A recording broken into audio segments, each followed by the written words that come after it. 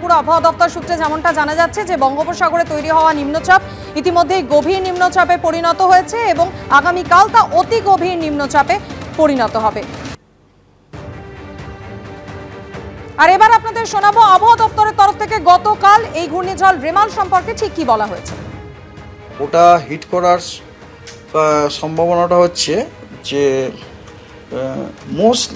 Mostly Bangladesh coast, তবুও কথা হচ্ছে ওখানে একটা ক্ষীণ সম্ভাবনাও আছে যে আপনার বাংলাদেশ এবং কি বলে ওয়েস্ট বেঙ্গল কোস্টে হিট করার। কলকাতা এবং হাওড়া 26 তারিখে আপনার অরেঞ্জ ওয়ার্নিং দেওয়া হয়েছে, বুঝলেন, এবং সেদিনে আপনার থান্ডারস্টর্ম উইথ লাইটনিং এবং গাস্টি উইন্ড 70 to 80 km/h গতিবেগে সতর্কবার্তা দেওয়া হয়েছে এবং ওই দিনে কিন্তু কলকাতায় হেভি টু ভেরি হেভি রেনের সম্ভাবনা আছে।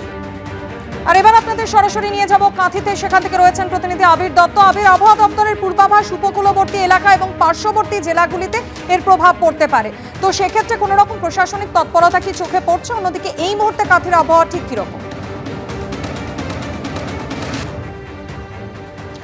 দেখো, প্রত্যক্ষ বা পরোক্ষভাবে প্রভাব পড়বে কিনা সেটা বলবে সময়, কিন্তু যেটা আমরা জানি যে আগামীকাল নির্বাচন রয়েছে এই পূর্ব মেদিনীপুর জেলায়, তার মধ্যে অন্যতম কাঁথি, দীঘা সংলগ্ন এই যে কাঁথি, সেখানে ইতিমধ্যে একটি ডিসিআরসির সামনে রয়েছে। যারা ভোট কর্মীরা তারা কি ভাবছেন, এই যে ঝড়ের একটা ভ্রুকুটি রয়েছে বা একটা পূর্বাভাস রয়েছে, সেই নিয়ে তাদের বক্তব্য কি দীপেন্দ্র সিংহকে বলছি দেখানোর জন্য।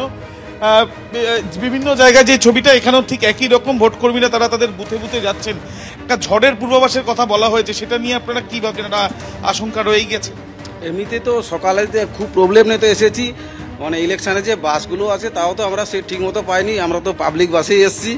তারপরে কালকে নিয়ে তো মানে আজকে যদি এই অবস্থা হয় যে কালকে বাড়ি ফেরার পথে আমরা কি করে যাব নিয়ে খুব চিন্তায় আছি। এটা নিয়ে, ঝড়েরটা নিয়ে চিন্তা আছে, খুবই চিন্তায় আছি যে কালকে আমরা কিভাবে কালকে তো আসবে রবিবার, কিন্তু কালকে একটা বৃষ্টির প্রভাব থাকে। সেটাই এটা নিয়ে আমরা খুব চিন্তিত কিভাবে ফিরবো বা কিছু, বা আমরা চাইছি যে মানে ভালোভাবে যেন আমাদের ফেরা, সেই ব্যবস্থাটা পাচ্ছেন না।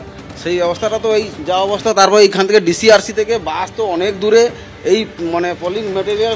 আপনারা কিভাবে দেখছেন, মানে এই ঝড়ের একটা আশঙ্কার কথা আলিপুর আবহাওয়া দপ্তর বলছে? হ্যাঁ, ঝড় তো রবিবার দিন আসার কথা, কিন্তু কালকে কী হবে তার সেটা নিয়ে প্রচণ্ড টেনশনে আমরা আছি।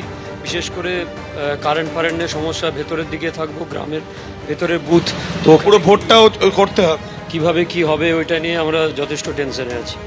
তুমি দেখতে পাচ্ছ আশঙ্কার জায়গা এখানেও শুধুমাত্র প্রাকৃতিক দুর্যোগ, সেখানে উপকূলীয়বর্তী অঞ্চলে সেখানে ব্যবসা বাণিজ্য থেকে আরম্ভ করে পর্যটন, সেগুলো শুধু ধাক্কা খাবে বা এরকম একটা আশঙ্কার জায়গা যেমন থাকছে। ওই জন্য আলিপুর আবহাওয়া দপ্তর এই পূর্বাভাস দিয়েছে। তার সঙ্গে সঙ্গে যেহেতু কালকে ভোট রয়েছে, ভোট কর্মীরা তারাও কিন্তু ভাবছেন যে কিভাবে সম্পূর্ণভাবে টানা বৃষ্টি পড়লে বা ঝড় যদি আসে, সেই ক্ষেত্রে ভোট কিভাবে তারা সম্পূর্ণভাবে পরিচালিত করবেন বা তারপরে তারা সেখান থেকে তাদের যাতায়াতের ব্যবস্থাটা সেটা যেন যথাযথ থাকে, সেই আবেদনই তারা করছেন, আশঙ্কায় তারাও রয়েছেন।